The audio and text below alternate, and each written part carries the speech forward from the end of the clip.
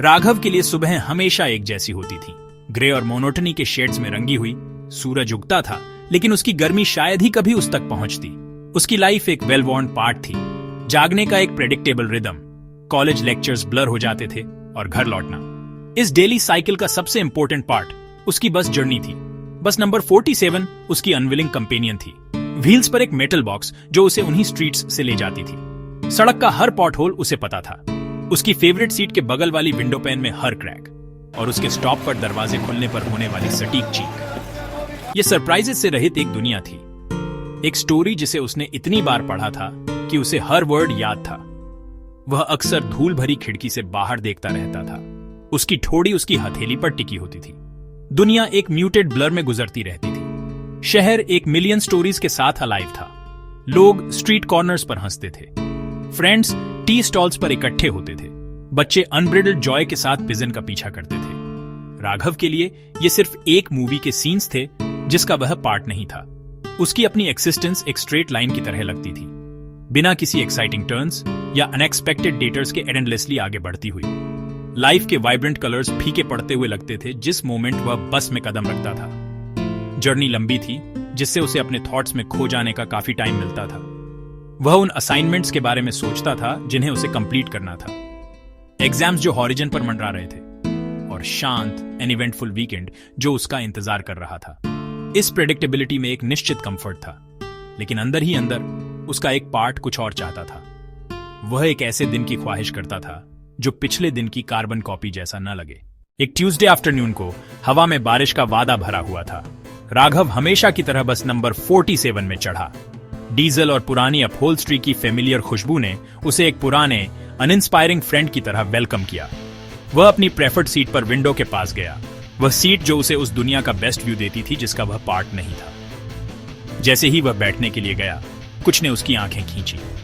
Seat cushion और hard plastic frame के बीच की छोटी सी गैप में एक छोटा क्रम्पल्ड पीस ऑफ पेपर फंसा हुआ था। वह एक छोटे स्क्वायर में नीटली फोल्ड किया हुआ था। ऐसा लग रहा था जैसे उसे इंटेंशन के साथ वहीं छोड़ दिया गया हो, किसी के ढूंढने का बेसब्री से इंतजार कर रहा हो। यह रूटीन, ग्राइम और भूले हुए टिकट्स के इस एनवायरनमेंट में मिसफिट था। एक पल के लिए राघव हिचकिचाया। यह शायद सिर्फ एक डिस्कार्डेड शॉपिंग लिस्ट था। यह शायद एक स्टूडेंट के भूले हुए नोट्स थे। उसकी पहली इंस्टिंक्ट इसे इग्नोर करने की थी, इसे बस के एनोनिमस हिस्ट्री का पार्ट बने रहने देने की। किसी और के बिजनेस में झांकना गलत लगता था, और वैसे भी यह क्या हो सकता था। लेकिन फिर क्यूरियोसिटी की एक वेव, एक इमोशन जिसे उसने लंबे समय से महसूस नहीं किया था, उस पर छा गई। यह उसके अपने नेचर के खिलाफ एक छोटी सी रेबेलियन थी। उसका हाथ लगभग अपने आप ही चला। उसकी उंगलियों ने फोल्ड किए हुए नोट को उसकी छिपी हुई जगह से केयरफुली उठाया। पेपर सॉफ्ट और वियर्ड महसूस हुआ, जैसे उसे कई बार पकड़ा और फोल्ड किया गया हो। इसे पकड़ने के सिंपल एक्ट ने उसे एक छोटा सा अनफेमिलियर थ्रिल भेजा। उसने बस में चारों ओर देखा। उसका दिल हमेशा से थोड़ा तेज धड़क रहा था। कोई उसे अटेंशन देता हुआ नहीं दिख रहा था। दूसरे पैसेंजर्स अपनी दुनिया में खोए हुए थे, अपने फोन देख रहे थे, म्यूजिक सुन रहे थे या बस सो रहे थे। वह डिस्कवरी के इस छोटे से मोमेंट में अकेला था। शांत एक्सपेक्टेशन की भावना के साथ उसने धीरे धीरे नोट को खोला। अंदर की हैंडराइटिंग एलिगेंट और फ्लोइंग थी, गहरे नीले इंक में लिखी हुई थी। यह कोई लिस्ट या रैंडम डूडल नहीं था। यह एक मैसेज था, एक प्रॉपर लेटर। किसी खास को एड्रेस्ड नहीं था, फिर भी उसे फाइंडर को मीट लगता था। If you are reading this, perhaps you are looking for a change. Life is not meant to be lived on a loop. There is a world of wonder just beyond your daily path, waiting to be discovered. If you are curious enough to see a small piece of it, come to the old stone bridge by the river tonight. The magic begins at 6 p.m. Don't be late. Message mysterious और hopeful था। एक adventure का invitation जिसका उसने सिर्फ सपना देखा था। यह उसकी रोजमर्रा की लाइफ की लाउड, ड्रोनिंग साइलेंस में पॉसिबिलिटी की एक फुसफुसाहट थी। उस दीवार में एक छोटी सी दरार जिसे उसने अपने चारों ओर बनाया था। राघव ने नोट फिर से पढ़ा और फिर तीसरी बार। शब्द पेज पर चमकते हुए लग रहे थे, एब्सर्ड, डीपली एन्चेंटिंग महसूस हो रहे थे। नदी के पास पुराना पत्थर का पुल, वह जगह जानता था। यह शहर के किनारे पर एक शांत, भूला हुआ लैंडमार्क था। एक बीते हुए युग का अवशेष ज्यादातर लोग बिना दूसरी नजर डाले जल्दी से पार कर जाते थे। यह एक अकेले तरीके से सुंदर था। इसकी मौसम से प्रभावित मेहराबों पर आईवी छड़ी हुई थी।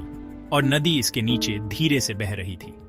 एक बस में एक रैंडम नोट से प्रॉम्प्ट होकर वहां किसी से मिलने का विचार एक मूवी के सीन जैसा लगता था। ऐसा कुछ नहीं जो उसकी मेटिकुलसली प्लान्ड लाइफ में होता हो। उसका दिमाग तुरंत इसे डिसमिस करने के 100 लॉजिकल रीजन से भर गया। ये एक प्रैंक होना चाहिए, शायद कुछ कॉलेज स्टूडेंट्स मजाक कर रहे थे, बसों में नोट्स छोड़ रहे थे। वह लगभग उन्हें पुल के पास झाड़ियों के पीछे छिपे हुए उस गलिबल आत्मा पर हंसने के लिए तैयार होते हुए पिक्चर कर सकता था जो दिखाई दे। या इससे भी बदतर क्या होगा अगर यह कुछ और सिनिस्टर था। शहर में अपने खतरे थे और शाम को एक अनजान सिचुएशन में चलना समझदारी की बात नहीं थी। जब उसका स्टॉप आया, राघव ने खुद को एक क्रॉसरोड्स पर पाया, शाब्दिक और लाक्षणिक दोनों तरह से। उसका अपार्टमेंट बाईं ओर था, एक फेमिलियर रास्ता जो गर्माहट और कंफर्ट का वादा करता था। दाईं ओर एक अलग बस स्टॉप थी जो नदी की ओर जाने वाली लाइन से कनेक्शन देती थी, पुराने पत्थर के पुल की ओर। वह फुटपाथ पर एक अनंत काल तक खड़ा रहा। क्रम्पल्ड नोट अभी भी उसके हाथ में कसकर पकड़ा हुआ था। उसके दिमाग का लॉजिकल पार्ट उसका नया जागा हुआ क्यूरियस पार्ट के साथ जोरदार बहस कर रहा था। शाम के लगभग 5:30 बज चुके थे। उसे जल्द ही एक डिसीजन लेना था।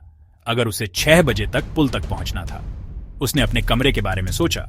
उसकी डेस्क पर करीने से रखी किताबें, वह प्रेडिक्टेबल साइलेंस जो उसका स्वागत करेगी, वह इमेज जो आमतौर पर कंफर्ट का एक सोर्स थी, अचानक दम घुटने जैसी लगने लगी। फिर उसने पुल की कल्पना की, ढलता सूरज और पूरा मिस्ट्री जो वहां उसका इंतजार कर रही थी।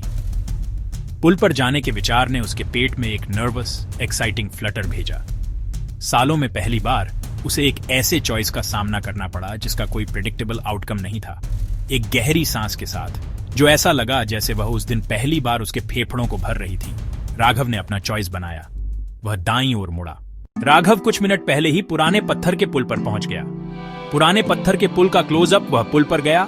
सन्नाटा शाम खूबसूरत थी, ठीक वैसे ही जैसा उसने इमेजिन किया था। ढलता सूरज लंबी ड्रामेटिक शैडो बना रहा था और नीचे की नदी आसमान के आग जैसे रंगों को रिफ्लेक्ट कर रही थी। पुल सुनसान था जैसा उसने एक्सपेक्ट किया था।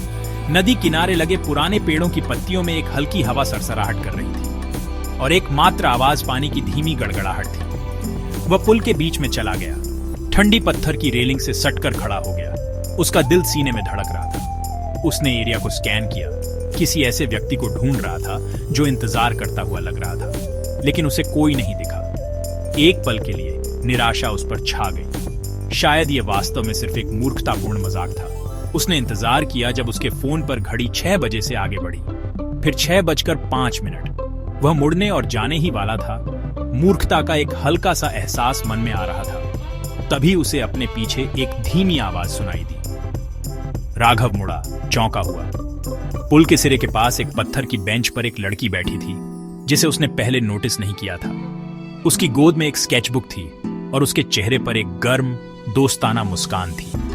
वह उसकी उम्र की लग रही थी, दयालु आंखों के साथ जो मनोरंजन और क्यूरियोसिटी से चमक रही थी। मुझे लगने लगा था कि कोई नहीं आएगा। अपनी स्केचबुक बंद करते हुए और उसकी ओर चलने के लिए खड़ी हो गई। राघव पल भर के लिए अवाक रह गया। उसका दिमाग सिचुएशन को समझने के लिए दौड़ रहा था। क्या वह तुम थी? क्रम्पल्ड नोट को ऊपर उठाते हुए, जो अब एक कीमती आर्टिफैक्ट जैसा लग रहा था। लड़की, जिसका नाम उसे जल्द ही अन्य पता चलेगा, ने सिर हिलाया। उसकी मुस्कान और चौड़ी हो गई। हाँ, वह मैं थी। मुझे माफ करना अगर यह अजीब था। मैं कभी कभी उन्हें बस की सीटों पर छोड़ देती हूँ, खासकर बस नंबर 47 पर। राघव उसे देखता रहा, पूरी तरह से हैरान था। लेकिन क्यों? अनिया उसके बगल में रेलिंग से सट गई, नदी को निहारते हुए। क्योंकि मैं उस बस में हर दिन उन्हीं लोगों को देखती हूँ। हर कोई अपनी रूटीन में इतना खोया हुआ, इतना थका हुआ लगता है, ठीक वैसे ही जैसे मुझे पहले लगता था। मैंने सोचा कि क्या होगा अगर मैं किसी के दिन के शांत पानी में बस एक छोटा सा पत्थर फेंक दूं। मैं देखना चाहती थी कि क्या कोई अपनी पैटर्न को तोड़ने के लिए पर्याप्त क्यूरियस है, भले ही सिर्फ एक शाम के लिए। मैंने नोट ये उम्मीद करते हुए छोड़ा था कि तुम्हारे जैसा कोई ऐसा जिसे थोड़ा धक्का देने की जरूरत लगती थी, उसे ढूंढ लेगा और चांस लेने का फैसला करेगा। उसने समझाया कि उसे कभी उम्मीद नहीं थी कि कोई वास्तव में आएगा, लेकिन उसने उम्मीद बनाए रखी। उसने पुल को चुना क्योंकि यह एक खूबसूरत, शांतिपूर्ण जगह थी, एक छोटे से रिस्क लेने के लिए एक परफेक्ट रिवॉर्ड। यह कोई प्रैंक या ट्रैप नहीं था, यह बस दुनिया को अलग तरह से देखने का एक इन्विटेशन था। राघव अनाया की बात सुनता रहा, पूरी तरह से मंत्रमुग्ध होकर। उसकी एक्सप्लेनेशन इतनी सिंपल, इतनी प्योर और इतनी पूरी तरह से अनएक्सपेक्टेड थी। यह कोई ग्रैंड स्कीम या कॉम्प्लिकेटेड प्लॉट नहीं था। ये एक अजनबी की ओर से एक छोटा सा काइंडनेस एक्ट था जिसने फंसे होने की फीलिंग को समझा था। एक पुराने पत्थर के पुल पर यह सरप्राइजिंग मीटिंग एक अद्भुत नई दोस्ती की शुरुआत थी। एक simple piece on of paper ने उसे न केवल एक नया दोस्त दिया था, इसने उसे दुनिया को देखने का एक नया तरीका दिया था।